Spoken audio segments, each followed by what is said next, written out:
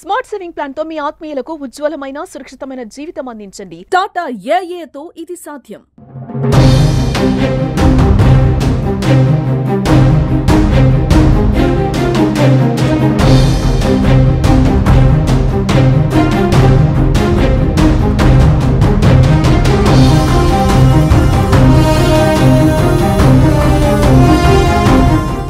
Welcome to Suman TV.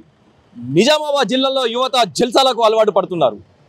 సులభంగా డబ్బు సంపాదించాలనే దురాశతో దొంగతనాలను వృత్తిగా ఎంచుకుంటున్నారు. ముఠాలుగా ఏర్పడి ఒంటరిగా ఉన్న మహిళలను తాళం వేసిన ఇళ్లనే రెక్కి నిర్వహించి చోరీలు చేస్తున్నారు.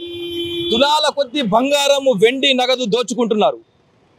ఒంటరిగా నడుచుకుంటూ వెళ్తున్న మహిళ మెడలోంచి చైన్లను లాక్కొని వెళ్లిపోతున్నారు. నెలంతా కష్టపడి సంపాదించే డబ్బు కంటే దొంగతనం ద్వారా వచ్చే సొమ్ము తనకు కిక్కిస్తుందని చెప్పేసి పోలీసులు విచారణలో ఒప్పుకుంటున్నారు. ఈ దొంగతనాలు నిజామాబాద్ లో కేవలం యువతని చేస్తున్నారని చెప్పేసి పోలీసులు సమాచారం. నెలంతా కష్టపడితే తమకు కొంత పైసనే వస్తుందని, అలాగే దొంగతనాలు చేస్తే విపరీతమైన డబ్బులు తీసుకోవచ్చనే ఆతృతతోటి దొంగతనాలకు పాల్పడుతున్నారు. ఈ దొంగతనాలు కేవలం యువతని చేస్తున్నారు. వీళ్ళ టార్గెట్ ఒకటే, ఒంటరిగా ఉన్న మహిళలు, తాళం వేసిన ఇల్లు. వీటిలోనే టార్గెట్ గా పెట్టుకొని యువత దొంగతనాలకు పాల్పడుతున్నారు.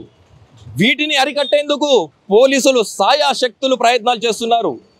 అయినా కానీ ఫలితం లేకుండా పోతుంది. ఇలా జల్సాలకు అలవాటు పడి దొంగతనాలు చేసుకుంటూ వాళ్ళ జీవనం సాగిస్తున్నారు. ఈ దొంగతనాలను అరికట్టేందుకు పోలీసులు సాయశక్తుల ప్రయత్నాలు చేస్తున్నారు. అయినా ఫలితం లేకుండా పోతుంది.